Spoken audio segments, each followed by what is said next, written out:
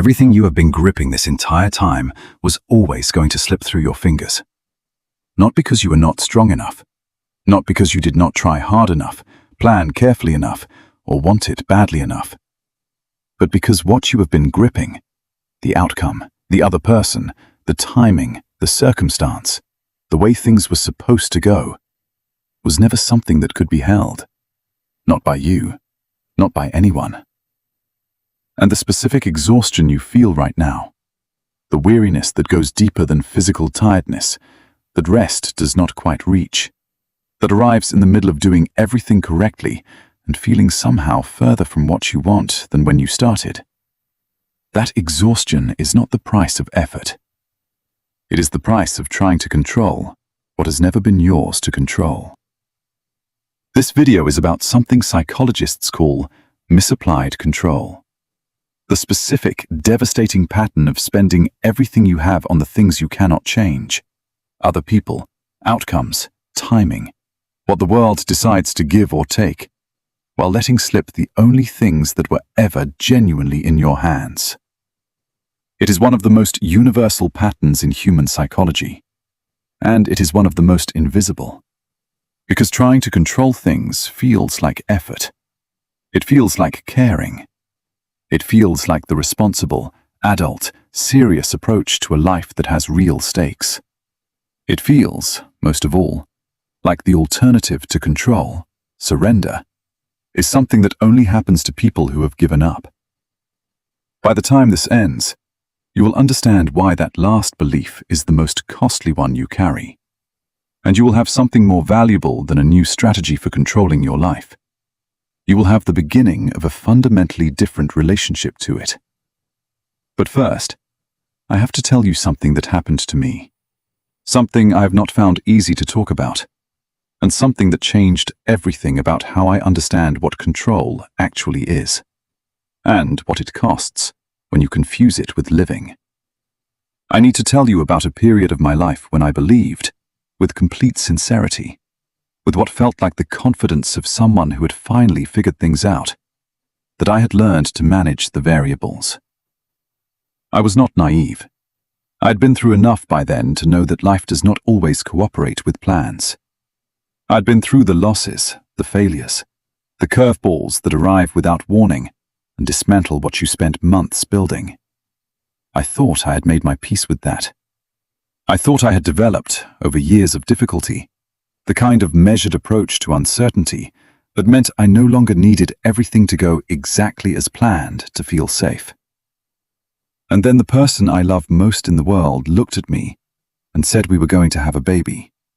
And everything I thought I understood about control dissolved in the specific, blinding light of how desperately I wanted this one thing to go right. We were ready. We had talked about it, prepared for it, created the conditions for it with the same careful attention we brought to everything that mattered. And when the pregnancy arrived, I felt something I had not felt in years. Certainty. The particular peace of someone who has done everything correctly and can now simply wait for the correct outcome to arrive. It did not arrive. The first loss came quietly, the way the worst things always do, not with drama, but with a specific, small, devastating detail that changes everything. A number on a screen. A silence where there should have been sound. A doctor's voice, kind and professional, saying words I was not prepared to receive, regardless of how gently they were delivered. I sat with it. I processed it. I told myself what people tell themselves in the aftermath of things they cannot change. That it happens. That it is common. That it does not mean anything for what comes next. I held my grief with one hand and my hope with the other, and I waited, believing that the universe would eventually cooperate with what I needed. And then it happened again. The second loss was different from the first. Not quieter. Louder. In a specific interior way. In a way that did not make a sound, but filled every room I entered. Because the second loss arrived carrying something the first did not. The absolute, undeniable, no longer possible to argue with knowledge that I was not in control of this. Not of the timing, not of the outcome, not of whether the thing I wanted most, the one I had prepared for most carefully, the one I had held with the specific tenderness of something I could not afford to lose. Not of whether any of it would happen the way I needed it to happen. I had spent my whole life believing that if I prepared correctly, if I was responsible enough, if I wanted it with sufficient sincerity and worked toward it with sufficient care, the outcome would eventually reflect the effort. That the universe operated like a system where input corresponded to output in some reasonable, proportional way. And sitting in the specific, profound silence of the second loss, I understood for the first time that the universe does not operate that way. Not because it is cruel, not because what I wanted was wrong, but because life is not a system to be managed. It is a mystery to be lived. And the belief that management was possible, that control was achievable if only the approach was correct, had been, for all those years of careful preparation, the thing preventing me from actually being present in the life I was trying so hard to secure. I had been trying to order a baby from Amazon, and the universe had been, in its devastating and ultimately compassionate way, teaching me that it does not deliver that way. The ancient Stoic philosopher Epictetus was born a slave, not metaphorically, literally, the property of another human being, with no control over his circumstances, his location, his labor, or his fate. And from inside that specific, total, complete absence of external control, he wrote what I consider to be the most important sentence about freedom that has ever been produced. He wrote, "Some things are in our power, and others not. Things in our power are our opinion, our pursuit, our desire, our aversion. In short, whatever are our own actions. Things not in our power are body, reputation, command, and whatever are not our own actions." Read that again. A man who had no control over anything external, not his body's safety, not his reputation, not his circumstances, not his future, wrote the foundational text of psychological freedom, because he understood something that most people in comfortable circumstances never grasp. Freedom is not the expansion of what you can control. Freedom is the precise, clear, unflinching knowledge of what you cannot. Epictetus understood that the person who spends their life trying to control what is fundamentally uncontrollable, other people's opinions, outcomes, circumstances, timing, is not exercising freedom. They are exercising the most sophisticated and most socially acceptable form of slavery available, enslaved to the gap between what they need to happen and what actually does, exhausted by the daily management of variables that were never manageable, experiencing in every moment that the external world refuses to cooperate the specific despair of someone whose entire sense of security depends on something they cannot secure. Psychologists have a precise name for this pattern: misapplied control. The specific transfer of all available psychological energy toward controlling what cannot be controlled: other people's behavior, life's timing, the future's shape, and the corresponding neglect of the only things that were ever genuinely within reach. Your response to what happens, your values in how you engage with it, your presence in the moment that is actually here, rather than the one you are trying to force into existence. Your quality of attention to what is real, rather than your management of what is feared. The irony, and it is the cruelest irony available to a psyche organized around control, is that the more you pour into controlling what you cannot control, the less capacity you have for the things you actually can.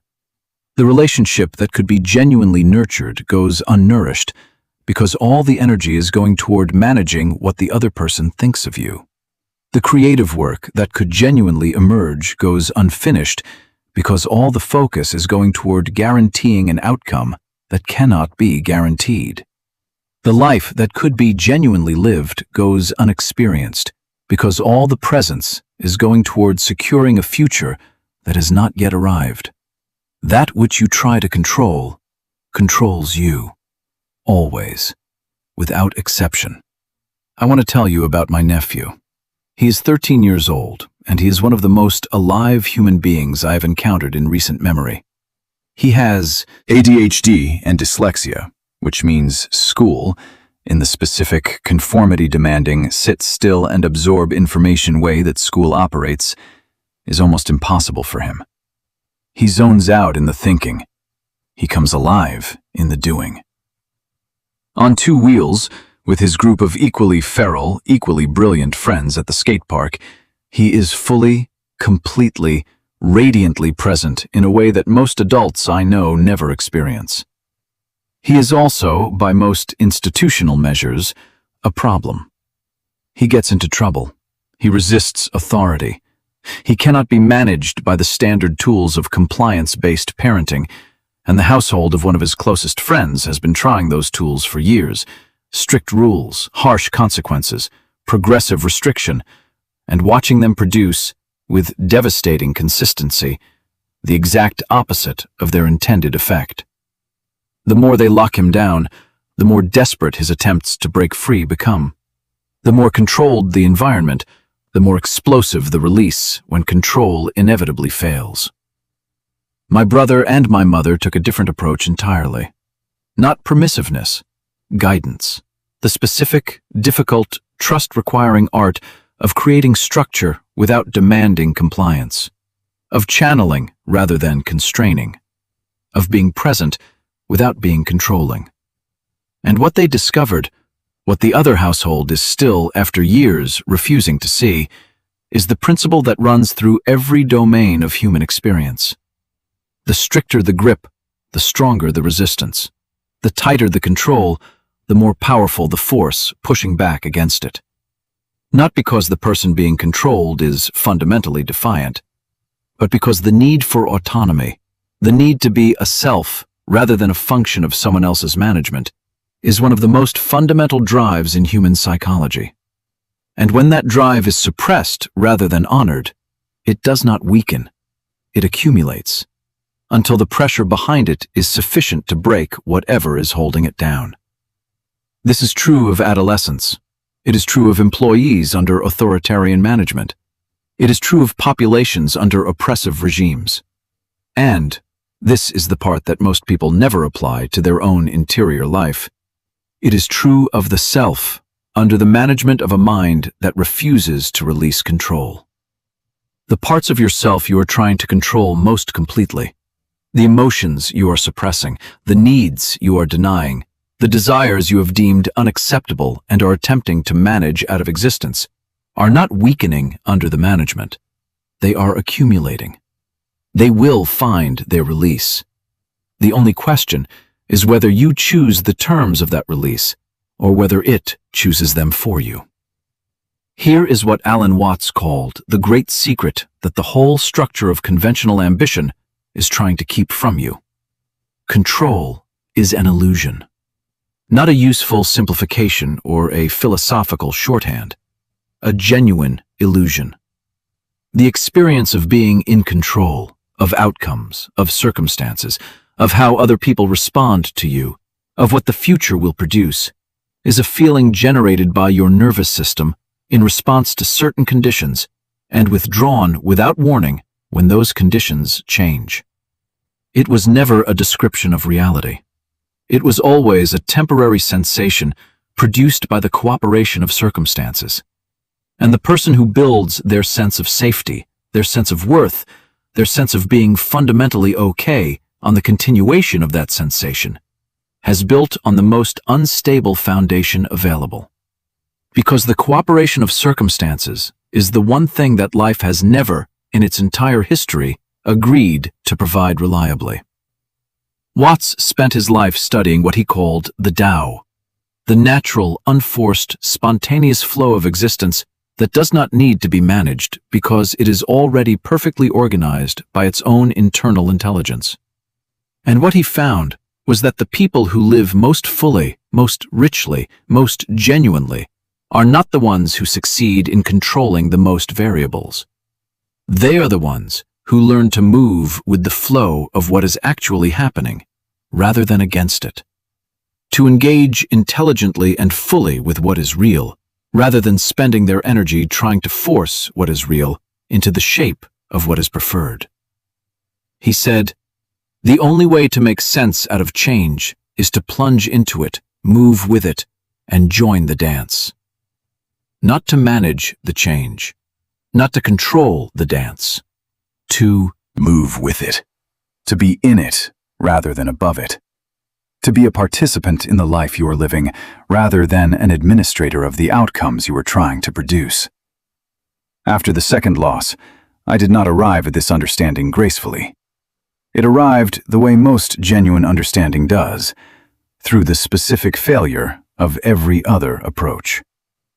I had tried to process the loss productively, to move through it efficiently, to emerge from it with lessons learned and application made and forward motion restored. And the grief, which does not respond to management any more than anything else real does, simply waited. It waited until I had exhausted every strategy for avoiding it. And then, in a quiet evening when I had nothing left to manage it with, it arrived in full. And something happened in that arrival that I did not expect. I did not break. I did not dissolve. The catastrophe the controlling mind had been working to prevent, the complete, unmanaged, unproductive experience of grief, arrived. And it was not the catastrophe I had feared. It was something more precise and more unexpected than catastrophe.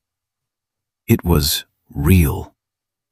For the first time in months, in the middle of the loss, I was completely, genuinely present in my own experience.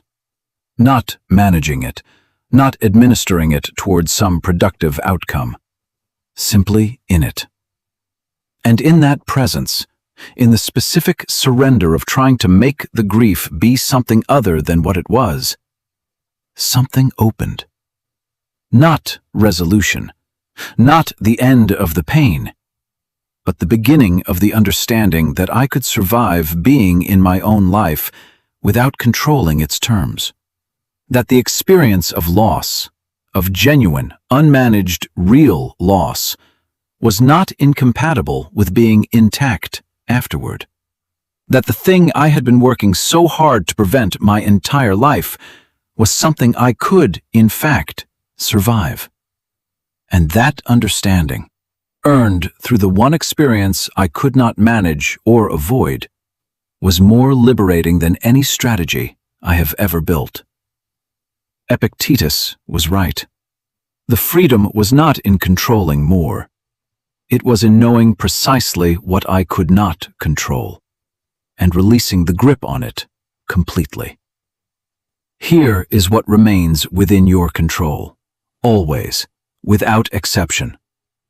The quality of your effort in what you are doing. The values from which your effort comes. The attention you bring to this moment rather than the management you bring to the next one. The response you choose in the space between what happens and what you do next. The presence you offer to the people in front of you rather than the impression management you perform for the people you are afraid of. The genuine engagement with what is real over the ceaseless optimization of what might be. These are yours, entirely, unconditionally. Nothing external, no outcome, no circumstance, no other person, no amount of bad luck or untimely change can take these from you without your permission. Everything else, the outcome, the other person's response, the timing, the way circumstances arrange themselves, was never in your hands. And every hour you have spent trying to hold it has been an hour stolen from the only life that was ever actually available to you. The one happening right now, in this moment, in what is actually here. Here is what I want you to take from this video. 5 practices, not for controlling more, for releasing what was never yours to hold. The first, draw the line with clarity every morning. Before you engage with the day, ask yourself one question honestly. Of everything that requires my attention and energy today, what is genuinely mine to influence? And what am I trying to manage that belongs to circumstances, to other people, or to the future? Write 2 columns. The left is yours, the right is not. Then, put everything you have into the left column and consciously, deliberately, withdraw your energy from the right. The second, practice releasing one outcome this week. Identify one thing you are currently gripping, one result, one relationship, one circumstance that you have been trying to manage into the shape you need. And for 1 week, deliberately, consciously, work toward it without requiring it to arrive on your terms. Do your part completely. Then, release your grip on what your part produces. Notice what it feels like to do the work without demanding the outcome. Notice whether the work itself, without the management of the result, has a different quality. The third, when Something goes differently than you planned. Before you attempt to control it back into alignment, pause for 30 seconds and ask one question. What is this situation actually asking of me? Not what do I need it to be. What is it in its actual form asking? Because life that does not cooperate with your plan is not necessarily failing you. It is sometimes, more often than the controlling mind is willing to consider, redirecting you towards something more accurate than what you had imagined. The fourth, practice presence over performance once each day. Choose one interaction, one activity, one moment, and bring all of your attention to what is actually happening in it, rather than to how it is going to be received, whether it is going correctly, or what it will produce. Simply be in it, not administering it, in it. This practice, repeated daily, begins to rebuild the capacity for genuine presence that misapplied control has slowly eroded. The fifth, speak to the grief you have been managing. Whatever loss, fear, or pain has been living under the productivity, under the planning, under the relentless forward motion, give it 10 minutes of genuine, unmanaged presence tonight. Not to fix it, not to understand it productively, simply to acknowledge that it is real, that it does not need to be managed into something more acceptable before you are willing to feel it. The grief you are managing is costing you far more than the grief you allow to be real. And what you discover in allowing it to be real, as I discovered in the quiet evening when I had nothing left to manage mine with, is that it does not destroy you. It returns you to yourself, to what is actually here, to the only life that was ever actually yours. I am still learning this. Every day the controlling mind proposes its solutions, its management strategies, its plans for securing the future, its systems for eliminating the possibility of being caught without a prepared response to what arrives. And every day I try to practice the alternative that Epictetus discovered in slavery, that Lao Tzu described in the Tao, that Watts spent his life demonstrating, that 2 losses, in the middle of all my careful preparation, taught me with a thoroughness that nothing else could have. Surrender is not giving up. Surrender is the most precise, most courageous, most genuinely powerful act available to a human being. It is the act of putting everything you have into what is genuinely yours, your effort, your values, your presence, your response, and releasing your grip on everything else. Not because the everything else does not matter, because holding it costs you the only things that do. We are expecting a baby. The journey toward that did not look the way I planned. The timing was not mine to choose. The path was not the one I would have drawn. But the presence I brought to it, imperfect, sometimes afraid, sometimes still grasping, was mine. And the specific, irreplaceable life that has emerged from walking that path, rather than the one I tried to control my way toward, is more real than anything the controlling mind could have produced for me. Release what you have been gripping. Not because it is not important, because gripping it is preventing you from being fully present in the life that is actually here. Comment below with one word. The one thing you know you need to release, but have not yet found the courage to let go of. Not an explanation, the name of it, because naming it is the first act of loosening the grip.